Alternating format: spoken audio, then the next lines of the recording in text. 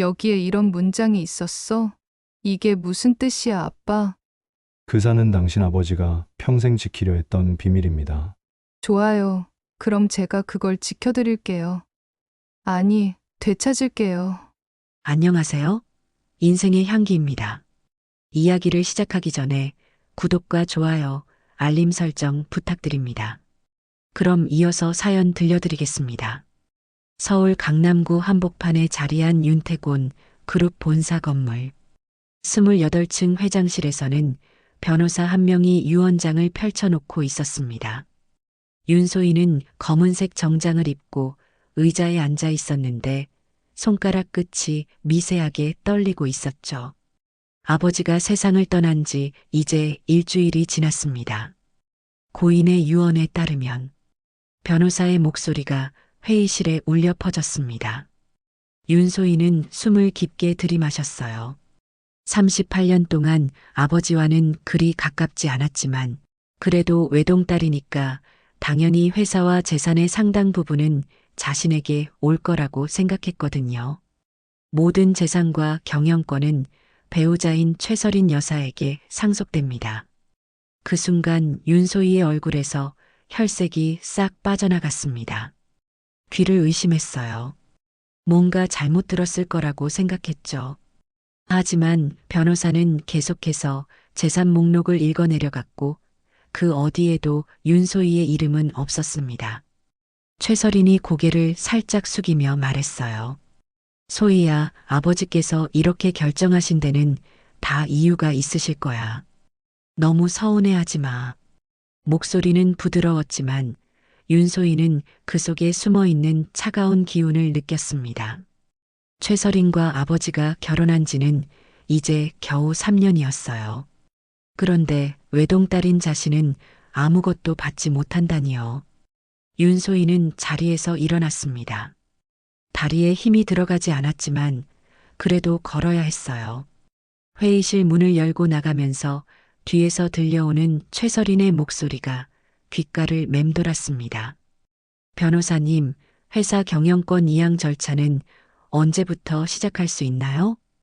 엘리베이터 안에서 윤소희는 거울에 비친 자신의 얼굴을 봤습니다. 창백하고 지쳐 보였어요. 어릴 때부터 아버지는 항상 말했었죠. 가문을 잇기엔 내가 부족하다. 그때는 그냥 엄한 아버지의 훈계 정도로 생각했는데 진짜로 자신을 딸로 여기지 않았던 모양입니다. 윤소희는 주먹을 꽉 쥐었어요. 손톱이 손바닥에 파고들 정도로요. 본사 건물을 나와 차에 오르면서 윤소희는 핸드폰을 꺼냈습니다. 미술관에 연락해서 당분간 휴가를 내겠다고 했어요. 지금 상태로는 도저히 일에 집중할 수 없었거든요. 집으로 돌아가는 길에 윤소희는 계속 생각했습니다. 아버지가 왜 이런 결정을 내렸을까요? 정말로 자신이 그렇게 실망스러웠을까요? 아니면 최설인이 뭔가 조작을 한 걸까요? 하지만 유언장은 공증을 받은 것이었고 아버지의 필체도 분명했습니다. 변호사도 평소 아버지와 가까웠던 사람이었어요. 속일 수는 없는 일이었죠. 집에 도착해서 윤소희는 소파에 주저앉았습니다. 텅 빈 거실이 더욱 쓸쓸하게 느껴졌어요. 어머니가 돌아가신 후 아버지와 단둘이 살았던 시절이 떠올랐습니다. 그때도 아버지는 바빴고 윤소희는 대부분 혼자 시간을 보냈어요. 가문을 잇기엔 내가 부족하다. 그 말이 계속 머릿속에서 맴돌았습니다. 도대체 무엇이 부족했을까요? 성적도 나쁘지 않았고 미술관에서 일하는 것도 나름 보람을 느끼고 있었는데요. 윤소희는 휴대폰을 들고 아버지의 번호를 찾았습니다. 물론 이제는 통화가 되지 않을 거라는 걸 알면서도요. 화면에 뜬 아버지의 이름을 바라보다가 갑자기 눈물이 쏟아졌어요. 서운함과 분노, 그리고 슬픔이 한꺼번에 밀려왔습니다. 아버지에게 제대로 인정받지 못한 채로 이렇게 헤어져야 한다니요. 평생 아버지의 인정을 받기 위해 노력해왔는데 결국 아무것도 남지 않았습니다. 그날 밤 윤소희는 잠을 이루지 못했어요. 창밖으로 보이는 서울의 야경을 바라보며 생각에 잠겼습니다. 이대로 포기할 수는 없었어요. 뭔가 이상했거든요. 아버지가 정말로 자신을 완전히 배제하려고 했다면 왜 평소에 그렇게 엄격하게 가르치려고 했을까요? 다음 날 아침 윤소희는 아버지의 묘소가 있는 추모공원으로 향했습니다. 마음을 정리하고 싶었어요. 아니, 정확히는 아버지에게 따져보고 싶었죠. 왜 이런 선택을 했는지 말입니다. 추모공원은 서울 외곽에 있었는데 가는 길이 꽤 멀었어요. 차 안에서 윤소희는 계속 아버지와의 추억을 떠올렸습니다. 좋은 기억보다는 서먹했던 순간들이 더 많이 생각났어요. 묘소에 도착하니 이미 누군가 다녀간 흔적이 있었습니다. 새하얀 국화 한 다발이 놓여 있었어요. 아마 최서린이 다녀간 모양이었죠. 윤소희는 쓴웃음을 지었습니다. 아버지, 정말 저보다 그 사람이 더 소중했나 봅니다. 혼잣말을 하면서 윤소희는 아버지 묘비 앞에 앉았어요. 검은 화강암으로 만든 묘비는 단순하면서도 웅장했습니다. 아버지다운 선택이었죠. 그런데 묘비명을 자세히 읽어보다가 윤소희는 멈칫했습니다. 일반적인 생년월일과 이름 아래쪽에 작은 글씨로 뭔가 적혀 있었거든요.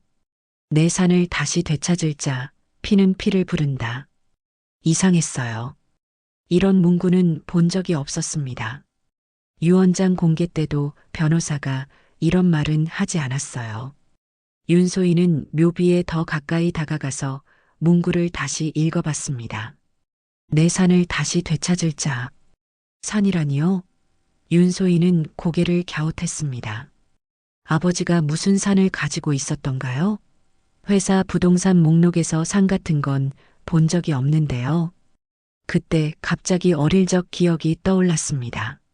아버지가 가끔 데려가던 별장이 있었어요.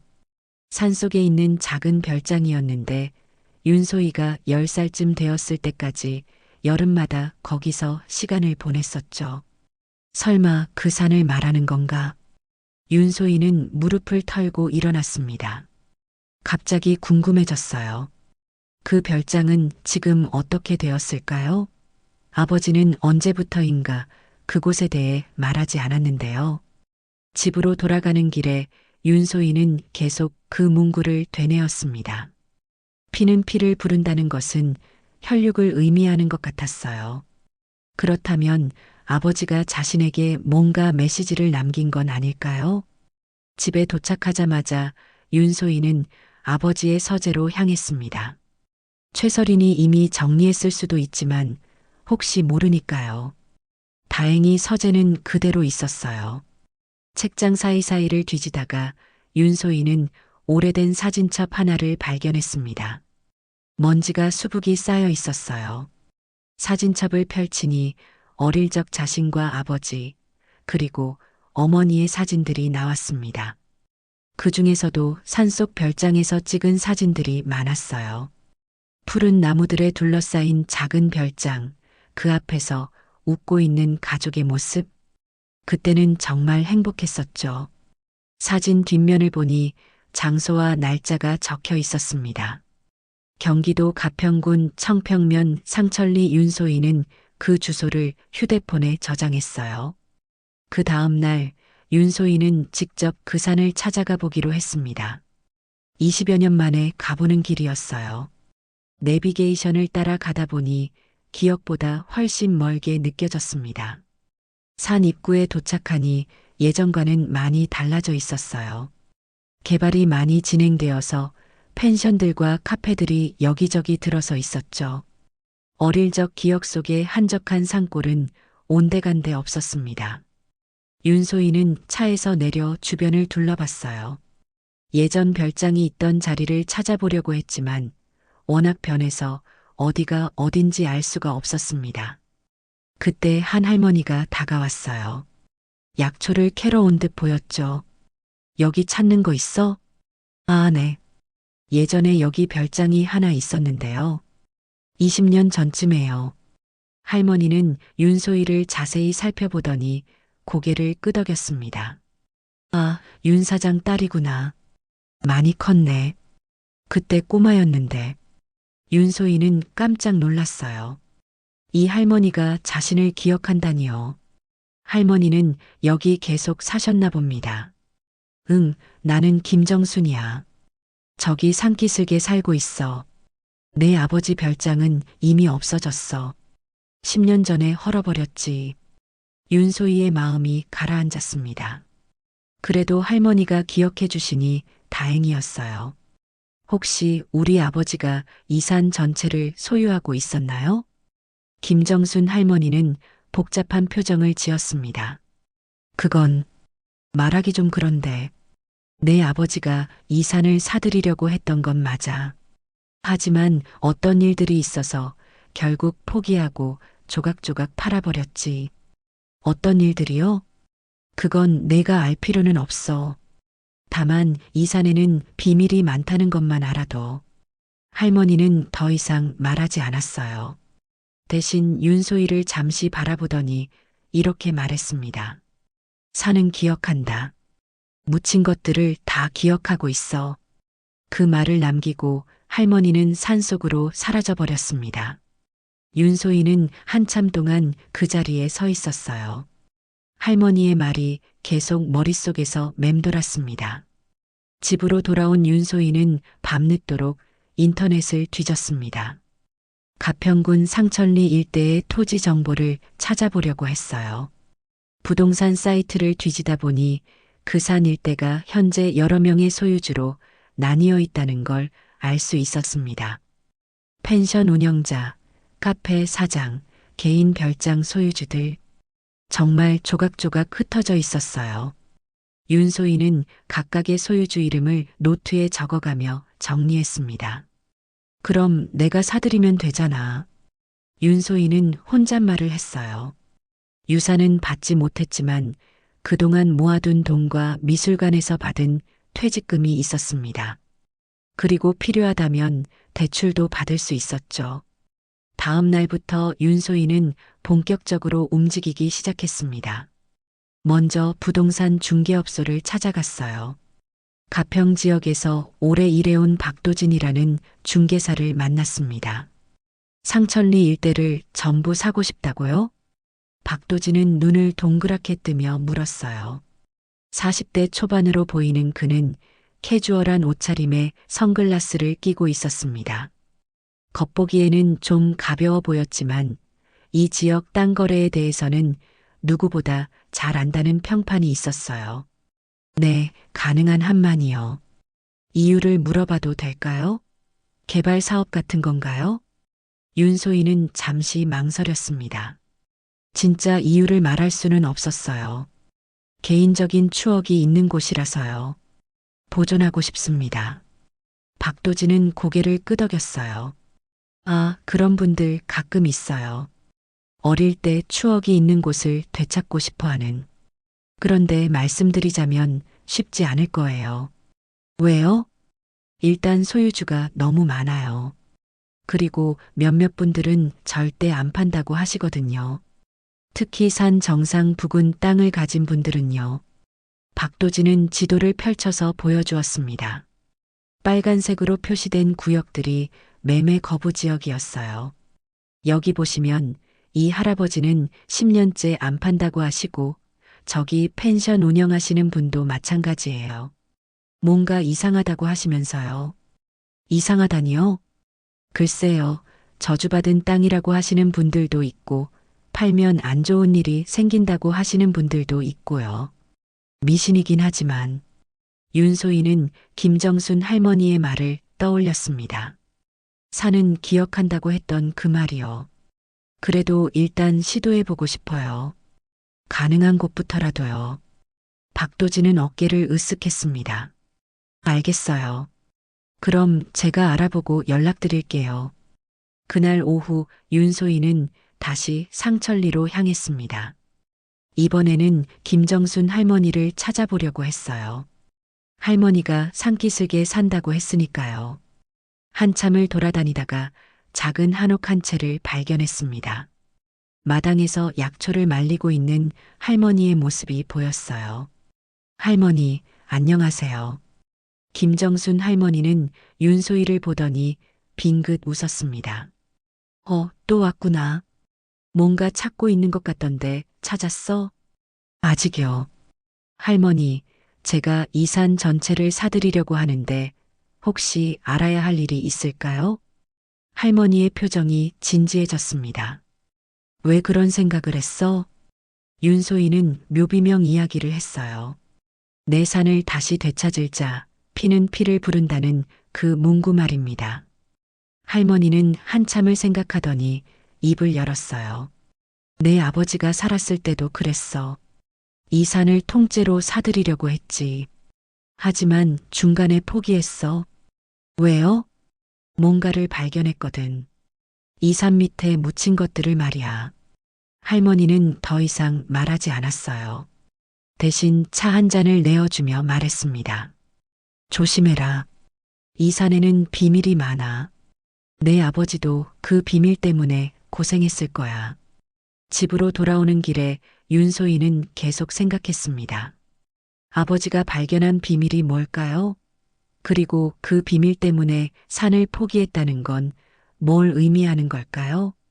이틀 후 박도진에게서 연락이 왔습니다.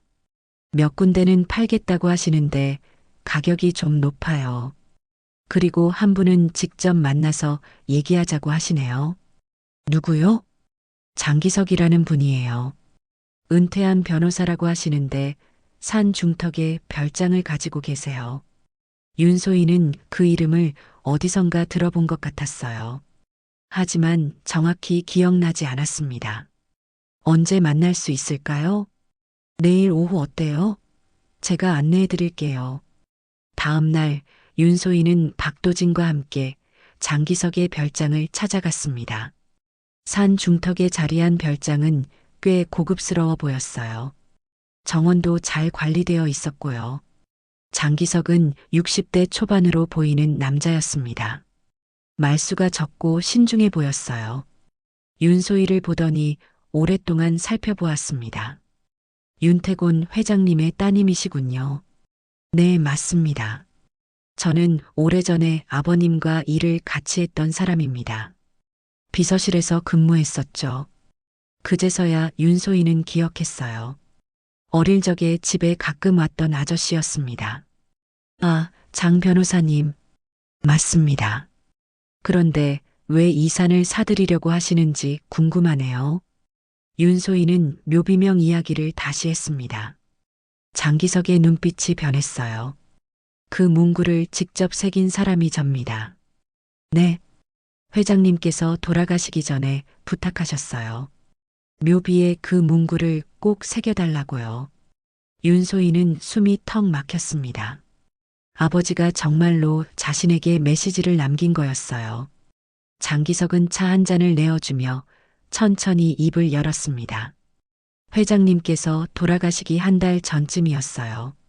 갑자기 저를 부르시더니 묘비명에 대해 말씀하시더군요. 윤소희는 숨을 죽이고 들었어요. 그때 회장님 말씀이 소희 양이 언젠가는 이해할 거라고 하시더군요. 피는 피를 부른다고 결국 딸이 아버지의 뜻을 알게 될 거라고요. 그럼 아버지가 정말로 저에게 이 산을 되찾으라고 하신 건가요? 장기석은 고개를 끄덕였습니다. 하지만 조심하셔야 해요. 이 산에는 복잡한 사연이 있거든요. 어떤 사연이요? 장기석은 잠시 망설이더니 말했어요. 회장님이 이 산을 처음 사들이기 시작한 건 20년 전이었어요. 금광 개발을 위해서였죠. 금광이요? 네, 이 산 밑에는 금맥이 있어요. 꽤 큰 규모이요. 하지만 개발 과정에서 문제가 생겼어요. 장기석은 창밖을 바라보며 계속했습니다. 개발 허가를 받는 과정에서 정치인들과 관료들에게 상당한 돈이 들어갔어요. 그런데 그 돈들이 나중에 문제가 되었죠. 윤소희는 점점 상황을 이해하기 시작했어요. 비자금이군요. 맞습니다. 회장님은 그 사실을 알고 금광 개발을 포기하셨어요. 하지만 이미 들어간 돈들은 어떻게 할 수 없었죠. 그래서 산을 조각조각 팔아버린 거군요. 그렇습니다. 하지만 핵심 부분은 남겨두셨어요. 금고가 있는 곳을요. 윤소희는 깜짝 놀랐어요. 금고요? 네, 산 정상 부근에 지하 금고를 만들어 두셨어요. 그 안에 뭐가 들어있는지는 저도 몰라요. 하지만 중요한 것들이 있을 거예요. 장기석은 서재로 가서 오래된 지도 하나를 가져왔습니다. 이게 당시 설계도예요. 여기 보시면 금고 위치가 표시되어 있어요. 윤소희는 지도를 자세히 봤어요. 산 정상에서 조금 아래쪽에 작은 표시가 있었습니다. 하지만 그 땅은 지금 다른 사람 소유예요. 그래서 되찾아야 하는 거겠죠. 회장님의 진짜 뜻을 이루려면요. 그날 밤 윤소희는 잠을 이루지 못했어요. 아버지가 남긴 비밀이 생각보다 훨씬 복잡했습니다. 단순히 추억의 장소를 되찾는 게 아니라 과거의 비자금과 관련된 일이었어요. 며칠 후 박도진이 연락을 했습니다. 몇 군데 더 연락이 왔어요. 팔겠다는 곳들이요. 하지만 한 곳에서 이상한 조건을 내세우네요. 무슨 조건이요? 현금으로만 거래하자고 해요. 그리고 매매 계약서도 간단하게 하자고 하고요. 윤소희는 뭔가 수상했지만 일단 만나보기로 했습니다. 그 땅 주인은 50대 남자였는데 만나자마자 이상한 말을 했어요. 윤태곤 회장 딸이시죠? 아버님하고 저희 아버지가 옛날에 일을 같이 했거든요. 어떤 일이요? 뭐 그런 일들이죠. 서로 도움을 주고받는 일들 말이에요. 남자는 의미심장하게 웃었습니다. 그래서 특별히 싸게 드릴게요. 하지만 조건이 있어요. 무슨 조건이요? 나중에 그 땅에서 뭔가 나와도 저희는 모르는 일이라고 해주세요. 윤소희는 그 말의 의미를 알 것 같았어요. 아마 과거 비자금 관련해서 뭔가 묻혀 있을 거라는 뜻이었죠. 계약을 마치고 나오면서 박도진이 말했어요. 이상한 사람들이 많아요. 다들 뭔가 숨기는 것 같고요. 혹시 이 산에 대해 소문 같은 거 들어본 적 있나요? 박도진은 잠시 생각하더니 대답했습니다. 가끔 들어요. 밤에 이상한 소리가 난다거나 사람들이 몰래 드나든다거나. 그런데 제가 보기엔 그냥 미신 같아요. 하지만 윤소희는 그냥 미신이 아니라는 걸 알고 있었어요. 분명히 이 산에는 뭔가 숨겨진 게 있었습니다. 한 달 동안 윤소희는 계속해서 땅을 사들였어요. 전체의 3분의 1 정도는 확보했습니다. 하지만 핵심 지역들은 아직 매입하지 못했어요. 그러던 어느 날 최설인에게서 연락이 왔습니다. 소혜야, 요즘 뭐하고 지내니? 목소리는 여전히 부드러웠지만 뭔가 탐색하는 듯한 느낌이 있었어요. 그냥 쉬고 있어요. 그런데 가평 쪽에서 땅을 사고 다닌다는 얘기를 들었는데 사실이니? 윤소희는 심장이 쿵했어요. 최설인이 어떻게 알았을까요? 아, 조그만 별장 부지 하나 샀어요. 그래, 돈은 괜찮고 필요하면 얘기해. 가족이잖아. 전화를 끊고 나서 윤소희는 불안해졌어요. 최설인이 자신의 움직임을 눈치챈 것 같았습니다. 그날 저녁 장기석에게서 연락이 왔어요. 조심하세요. 오늘 이상한 사람들이 제 별장 주변을 어슬렁거렸어요. 누구요? 모르겠어요. 하지만 뭔가 감시하는 것 같았어요. 윤소희는 점점 위험을 느끼기 시작했습니다. 하지만 포기할 수는 없었어요.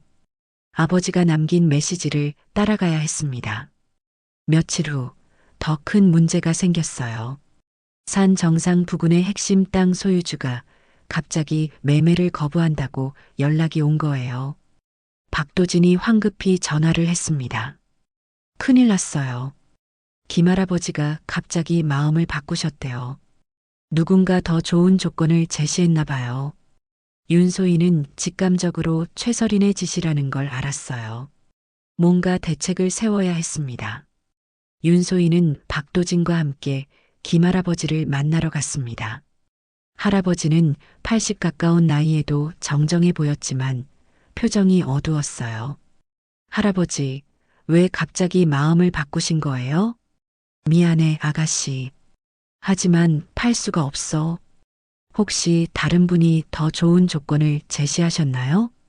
김할아버지는 고개를 저었습니다. 돈 문제가 아니야. 그냥 팔면 안 될 것 같아서. 박도진이 끼어들었어요. 할아버지, 며칠 전까지만 해도 팔겠다고 하셨잖아요. 그때는 몰랐어. 이 땅이 이렇게 중요한 땅인 줄은. 윤소희는 뭔가 이상함을 느꼈어요. 누가 그런 말씀을 하셨나요? 할아버지는 입을 다물었습니다. 더 이상 말하려 하지 않았어요. 집으로 돌아오는 길에 윤소희는 계속 생각했습니다. 분명히 누군가 김할아버지에게 압력을 넣었을 거예요. 그리고 그 누군가는 10중 8구 최설인과 관련이 있을 겁니다. 며칠 후 더 충격적인 일이 벌어졌어요. 이미 매입 계약을 끝낸 땅 중 하나에서 문제가 생긴 거였습니다. 계약서에 문제가 있다고 해요. 박도진이 다급하게 전화를 했습니다. 무슨 문제요? 토지 대장상 소유주가 다르다는 거예요. 우리가 계약한 사람이 진짜 소유주가 아니래요. 윤소희는 급히 부동산 등기소로 향했습니다. 확인해 보니 정말로 소유주가 바뀌어 있었어요. 며칠 전에 새로운 법인으로 소유권이 이전되어 있었습니다. 그 법인의 이름을 보는 순간 윤소희는 분노가 치밀어 올랐어요. 설인개발이라는 회사였거든요. 최설인의 이름이 들어간 회사였죠. 윤소희는 곧장 최설인에게 전화를 걸었습니다. 뭐 하는 거예요? 무슨 소리야, 소희야? 가평 땅 말이에요. 왜 제가 사려는 땅을 먼저 사드리는 거죠? 최설인은 잠시 침묵하더니 대답했어요. 아, 그거 우연의 일치야. 우리도 그쪽에 투자할 계획이 있었거든. 우연이라고요? 제가 계약한 바로 그 땅을 말이에요? 소희야, 너무 흥분하지 마. 사업은 원래 그런 거야. 빠른 사람이 차지하는 거지. 전화를 끊고 나서 윤소희는 주먹을 꽉 쥐었어요. 최설인이 자신의 움직임을 감시하고 있었던 거였습니다. 그날 밤 장기석에게서 긴급 연락이 왔어요. 당장 만나야겠어요. 중요한 얘기가 있어요. 윤소희는 급히 장기석의 별장으로 향했습니다. 장기석은 심각한 표정으로 기다리고 있었어요. 큰일 났어요. 오늘 설인개발 사람들이 왔어요. 뭐라고 했나요? 제 땅도 팔라고 하더군요. 거액을 제시하면서요. 장기석은 서류 한 뭉치를 꺼냈습니다. 그런데 제가 거절하니까 이상한 얘기를 하더군요. 회장님이 살아계실 때 불법적인 일들이 있었다고, 그걸 조사해 볼 수도 있다고요. 윤소희는 숨이 막혔어요. 협박이군요. 그뿐만 아니에요. 이것 좀 보세요. 장기석이 보여준 건 옛날 신문 기사였습니다. 20년 전 기사였는데 가평 일대 금광 개발 관련 비리 의혹에 대한 내용이었어요. 이 기사에 회장님 이름이 나와요. 물론 의혹 수준이지만요. 윤소희는 기사를 자세히 읽어봤어요. 아버지가 정치인들에게 로비를 했다는 의혹, 그리고 그 과정에서 상당한 돈이 오갔다는 내용이었습니다. 최설인이 이걸 이용하려는 거군요. 그런 것 같아요. 회장님의 명예를 실추시켜서 당신을 압박하려는 거죠. 윤소희는 고민에 빠졌어요. 아버지의 명예가 걸린 문제였습니다. 그렇다고 포기할 수는 없었어요. 장 변호사님, 아버지가 정말로 불법적인 일을 했을까요? 장기석은 고개를 저었습니다. 적어도 제가 아는 한은 아니에요. 물론 로비는 있었겠지만 그건 당시에는 일반적인 일이었어요. 불법이라고 할 정도는 아니었죠. 그럼 왜 최설인이 이런 협박을 하는 거죠? 아마 진짜 유 원장 때문일 거예요. 진짜 유 원장이요? 장기석은 신중하게 말했어요. 제 추측이지만 회장님이 공개된 유 원장 말고 다른 유 원장을 남겨두셨을 수도 있어요. 그 금고 안에 말이죠. 윤소희는 가슴이 뛰었어요. 그렇다면 자신이 상속에서 배제된 게 최설인의 조작일 수도 있다는 뜻이었거든요. 그럼 더더욱 그 금고를 찾아야겠네요. 하지만 조심해야 해요. 최설인이 본격적으로 방해하기 시작했어요. 다음 날 더 큰 충격이 기다리고 있었습니다.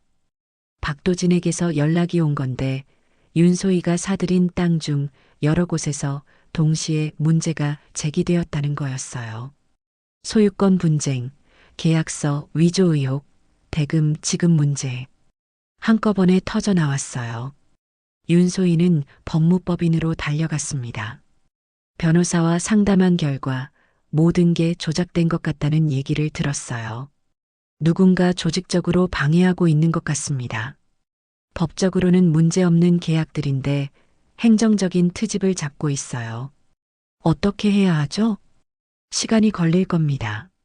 하나하나 해결하려면 몇 달은 좋게 걸릴 거예요. 윤소희는 절망적이었어요. 시간을 끌면 끌수록 최설인에게 유리해질 테니까요. 그날 저녁 김정순 할머니에게서 뜻밖의 연락이 왔어요. 아가야, 급한 일이 생겼어. 당장 와봐. 윤소희는 급히 할머니 집으로 향했습니다. 할머니는 심각한 표정으로 기다리고 있었어요. 오늘 이상한 사람들이 와서 나한테 묻더군. 너에 대해서 말이야. 뭐라고 물어봤어요? 내가 뭘 찾고 있는지, 어디서 뭘 했는지. 그래서 내가 모른다고 했지. 할머니는 윤소희의 손을 잡았어요. 아가야, 위험해지고 있어. 이제 진짜 조심해야 해. 김정순 할머니의 경고를 듣고 돌아온 윤소희는 밤새 잠을 이루지 못했습니다. 최설인의 방해 공작이 점점 노골적으로 변하고 있었어요. 이제는 단순한 사업적 경쟁이 아니라 뭔가 더 큰 비밀을 숨기려는 것 같았습니다.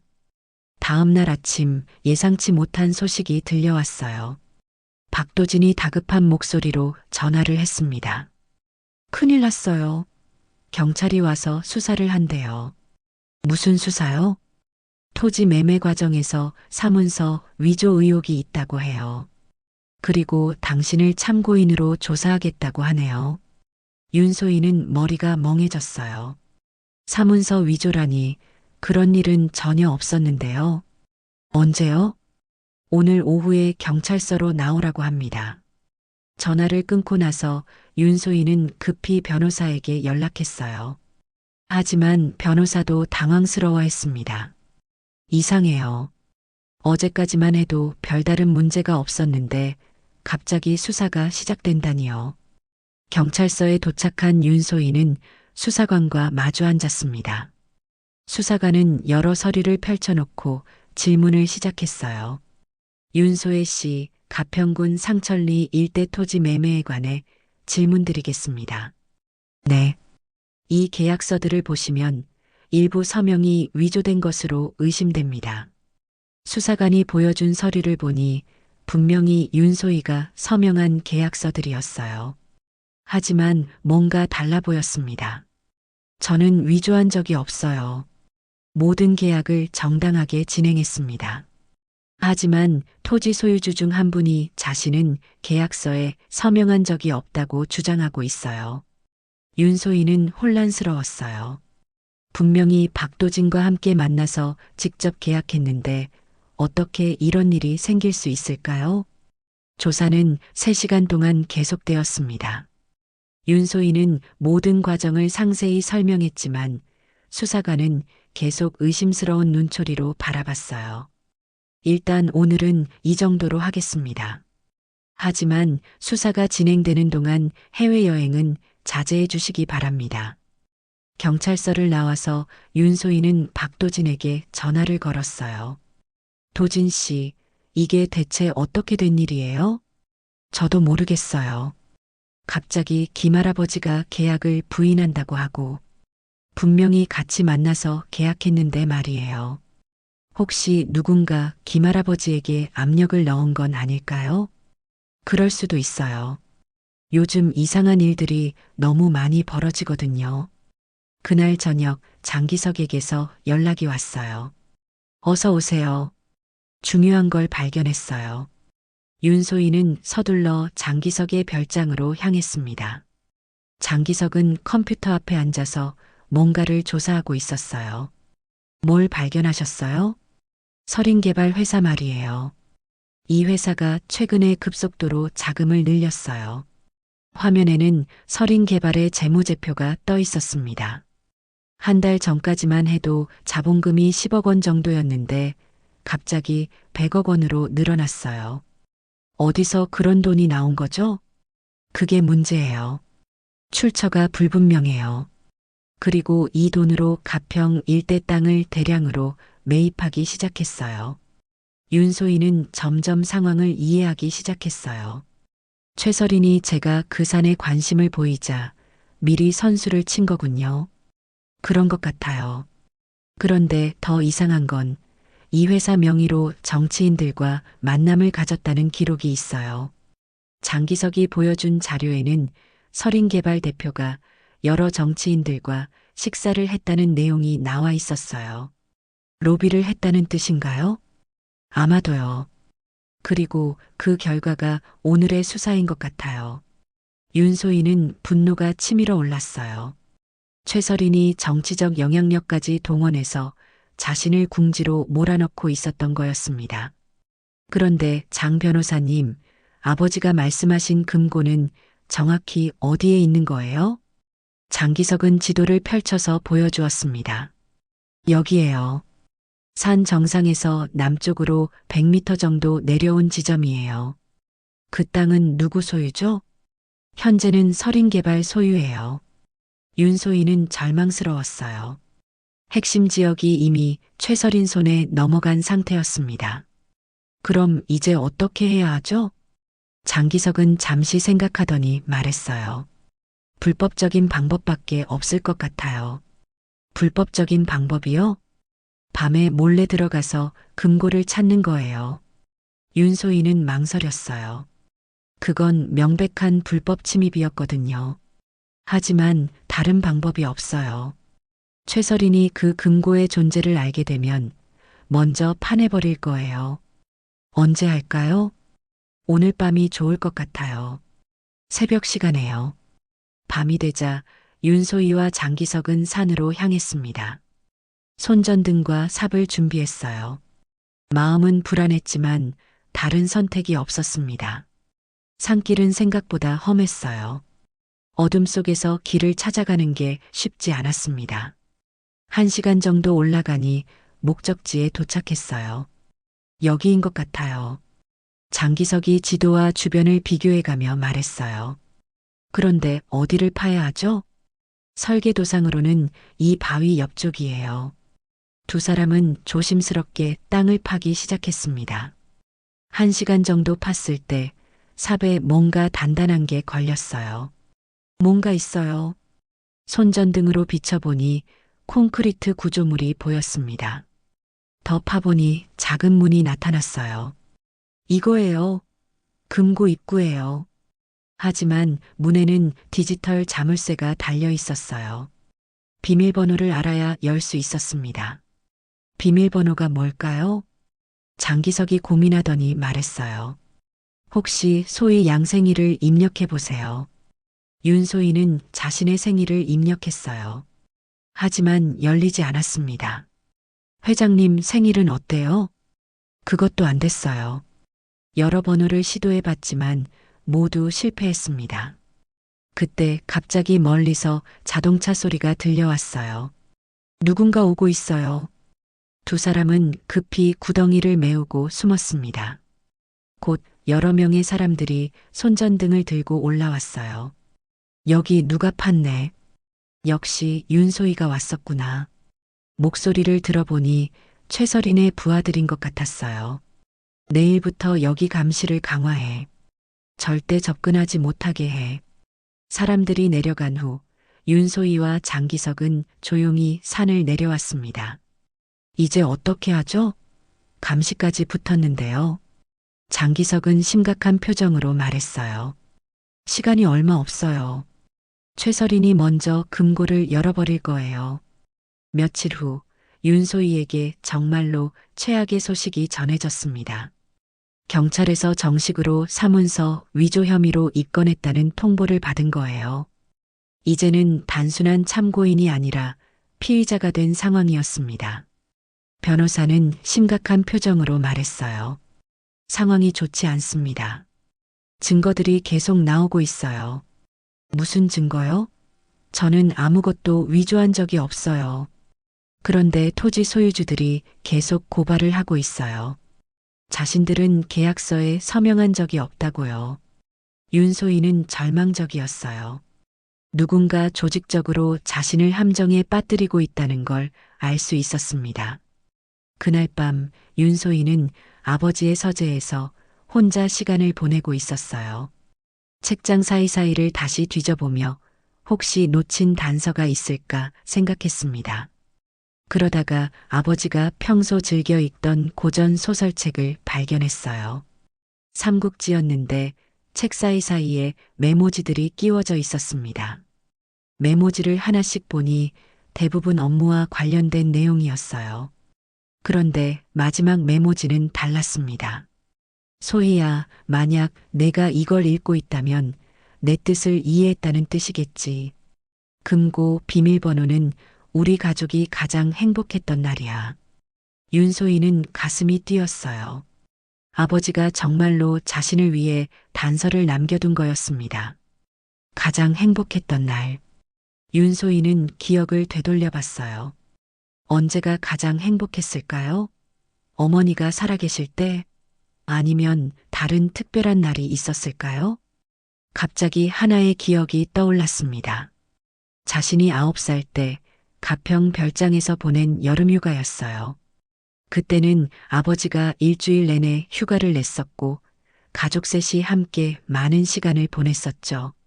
특히 기억나는 날이 있었어요. 아버지가 직접 고기를 구워주시고 어머니가 좋아하는 노래를 불러주셨던 날. 그날이 7월 15일이었어요. 715. 윤소희는 그 숫자를 적어보았습니다. 하지만 내 자리로는 부족할 것 같았어요. 연도까지 포함해야 할 것 같았습니다. 1992만 715. 그날이 1992년이었으니까요. 윤소희는 이 숫자가 맞을 거라는 확신이 들었습니다. 하지만 문제는 금고에 어떻게 접근하느냐였어요. 최설인의 사람들이 24시간 감시를 하고 있었거든요. 다음 날 아침 장기석에게서 연락이 왔어요. 큰일 났어요. 설인개발에서 굴삭기를 가져왔어요. 굴삭기를요? 네, 금고를 파내려는 것 같아요. 오늘 오후부터 작업을 시작한다고 하더군요. 윤소희는 다급해졌어요. 최설인이 먼저 금고를 열어버리면 모든 게 끝장이었습니다. 어떻게 해야 하죠? 지금 당장 가야 해요. 다른 방법이 없어요. 하지만 감시가. 제가 방법을 생각해뒀어요. 밤중에 다른 쪽으로 접근하는 거예요. 그날 밤 윤소희와 장기석은 다시 산으로 향했습니다. 이번에는 반대편 사면으로 올라가기로 했어요.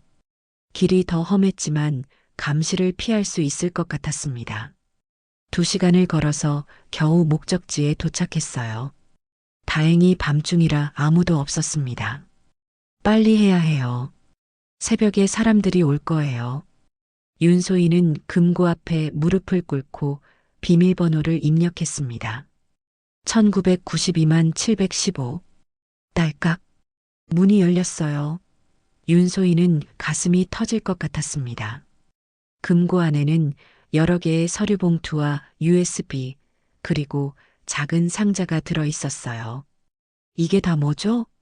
장기석이 손전등으로 비춰주는 가운데 윤소희는 서류들을 하나씩 확인했습니다. 첫 번째 봉투에는 진짜 유언장이라고 적혀 있었어요. 윤소희는 떨리는 손으로 유언장을 펼쳤습니다. 모든 재산과 경영권은 딸 윤소희에게 상속한다. 윤소희는 눈물이 쏟아졌어요. 아버지는 정말로 자신을 사랑했던 거였습니다. 두 번째 봉투에는 최서린과 관련된 서류들이 들어 있었어요. 최서린이 아버지와 결혼하기 전부터 회사 정보를 빼돌렸다는 증거, 그리고 아버지의 사망과 관련된 의문스러운 의료 기록들이었습니다. 이걸 보세요. 장기석이 가리킨 서류는 아버지의 병원 치료 기록이었어요. 거기에는 갑작스럽게 병세가 악화되었다는 내용과 함께 최서린이 간병을 도왔다는 기록이 있었습니다. 설마 독사를. 윤소희는 끔찍한 생각에 몸이 떨렸어요. USB에는 더 충격적인 내용이 들어 있었습니다. 최서린과 정치인들이 만나는 음성 파일들, 그리고 비자금 거래 내역들이었어요. 이걸로 모든 걸 뒤집을 수 있어요. 마지막 상자 안에는 아버지가 윤소희에게 쓴 편지가 들어 있었어요. 소희야, 이 편지를 읽고 있다면 내 계획이 성공한 거구나. 미안하다. 내가 상처받을 걸 알면서도 이런 방법을 택할 수밖에 없었어. 최서린의 정체를 알았지만 살아있는 상태로는 증명할 수 없었거든. 하지만 너라면 진실을 밝혀낼 거라고 믿었어. 이 증거들로 우리 가족의 명예를 되찾아다오. 윤소희는 울면서 편지를 읽었어요. 아버지의 마지막 사랑을 느낄 수 있었습니다. 자, 이제 내려가야 해요. 모든 증거들을 가방에 담고 금고를 닫았어요. 그런데 산을 내려가는 길에 갑자기 여러 명의 사람들이 나타났습니다. 거기서 최서린의 부하들이었어요. 손전등을 들고 두 사람을 포위했습니다. 가방을 내려놔. 윤소희는 가방을 꽉 안고 뒤로 물러섰어요. 안 돼요. 이건 제 아버지가 남긴 거예요. 싫으면 힘으로 빼앗을 수밖에 없겠네. 남자들이 다가오려는 순간 장기석이 앞으로 나섰어요. 윤소혜 씨, 먼저 가세요. 제가 시간을 벌게요. 장 변호사님, 빨리 가요. 그 증거들을 세상에 알려야 해요. 윤소희는 눈물을 흘리며 산을 뛰어내려갔어요. 뒤에서 소리가 들렸지만 돌아볼 수 없었습니다. 간신히 산 밑에 도착한 윤소희는 곧장 언론사로 향했습니다. 더 이상 기다릴 시간이 없었어요. 새벽 5시 윤소희는 서울의 한 언론사 앞에 서 있었습니다. 가방 안에는 아버지가 남긴 모든 증거들이 들어 있었어요. 떨리는 손으로 기자에게 전화를 걸었습니다. 김 기자님, 윤소희입니다. 지금 당장 만날 수 있을까요? 정말 중요한 제보가 있어요. 1시간 후 김 기자와 만난 윤소희는 모든 증거를 공개했습니다. 진짜 유언장, 최서린의 범죄 증거, 그리고 아버지의 죽음과 관련된 의혹까지요. 이건 정말 엄청난 내용이네요. 김 기자는 서류들을 하나하나 검토하며 말했어요. 확실한 거죠? 이 모든 게, 네, 아버지가 직접 준비해 두신 증거들이에요. 알겠습니다. 오늘 저녁 뉴스에 내보내겠어요. 하지만 안전을 위해 다른 곳에 피해 계세요. 윤소희는 고개를 끄덕였어요. 이제 세상이 진실을 알게 될 거였습니다. 그날 오후 최서린에게서 전화가 왔어요. 소희야, 어디 있니? 중요한 얘기가 있어. 목소리에는 분노가 섞여 있었어요. 무슨 얘기요? 직접 만나서 하자. 지금 당장 와. 싫어요. 전화로 하세요. 최서린은 잠시 침묵하더니 말했어요. 내가 뭘 가져갔는지 다 알고 있어. 하지만 그게 진짜라고 생각하지 마. 모든 게 조작된 거야. 조작이라고요? 아버지 필체로 쓰인 유언장도 조작이라고 하는 거예요? 그래, 조작이야. 내 아버지는 정말로 나에게 모든 걸 남기고 싶어 했어. 너는 그냥 실망스러운 딸이었을 뿐이야. 윤소희는 더 이상 듣고 싶지 않아서 전화를 끊었어요. 저녁 8시 드디어 뉴스가 나왔습니다. 윤소희는 모텔방에서 텔레비전을 켜고 지켜봤어요. 오늘 저희가 입수한 자료에 따르면 윤태곤 그룹 회장의 유산 상속과 관련해 충격적인 진실이 드러났습니다. 앵커의 목소리가 또렷하게 들렸어요. 공개된 유언장과 다른 진짜 유언장이 발견되었으며 현재 그룹을 경영하고 있는 최설인 씨의 범죄 혐의도 제기되고 있습니다. 화면에는 윤소희가 제공한 증거들이 하나씩 공개되었어요. 진짜 유언장, 비자금 거래 내역, 그리고 아버지의 죽음과 관련된 의혹까지요. 또한 윤 회장의 사망 당시 병원 기록을 분석한 결과 갑작스러운 병세 악화가 부자연스럽다는 의료진의 증언도 나왔습니다. 뉴스가 끝나자마자 윤소희의 휴대폰이 울렸어요. 여러 언론사에서 인터뷰 요청이 쏟아졌습니다. 다음 날 아침 더 큰 소식이 터졌어요. 검찰에서 최설인을 긴급 체포했다는 뉴스였습니다. 최설인 씨는 유언장 위조, 배임, 그리고 살인 교사 혐의로 체포되었습니다. 윤소희는 안도의 한숨을 쉬었어요. 드디어 진실이 밝혀진 거였습니다. 일주일 후 윤소희는 아버지 묘소를 다시 찾았습니다. 이번에는 마음이 편했어요. 아버지, 해냈어요. 아버지의 뜻대로 진실을 밝혔어요. 묘비 앞에 꽃을 놓으며 윤소희는 조용히 말했어요. 그리고 이제 알겠어요. 아버지가 왜 그런 방법을 택하셨는지. 장기석도 함께 왔어요. 그날 밤 산에서 다쳤지만 다행히 큰 부상은 없었습니다. 이제 어떻게 하실 거예요? 회사는 정리할 거예요. 대신 다른 일을 하려고 해요. 윤소희는 이미 계획을 세워두었어요. 한 달 후 윤소희는 가평 상천리에 윤산문화재단을 설립했습니다. 아버지가 사들이려 했던 그 산 전체를 매입해서 자연보존구역으로 지정한 거예요. 재단 사무실은 옛날 별장이 있던 자리에 세웠어요. 작지만 아늑한 건물이었습니다. 김정순 할머니도 재단에서 일하게 되었어요. 산에 대한 지식이 풍부해서 방문객들에게 안내를 해주는 역할을 맡았습니다. 소희야, 잘했어. 내 아버지가 정말 기뻐하실 거야. 할머니는 윤소희의 어깨를 토닥이며 말했어요. 재단 개관식 날 윤소희는 아버지 묘비 앞에서 새로운 문구를 추가했습니다. 내 산을 되찾은 자, 진실로 가족을 알게 되리. 그 아래에는 작은 글씨로 이렇게 적었어요. 사랑하는 딸 윤소희가 아버지의 뜻을 받들어 이 산을 영원히 보존하겠습니다. 저녁 무렵 윤소희는 산 정상에 올라가서 일몰을 바라봤어요.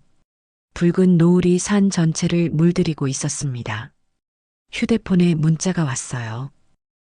박도진에게서였습니다. 축하해요. 오늘 뉴스 봤어요. 재단 개관 정말 축하드려요.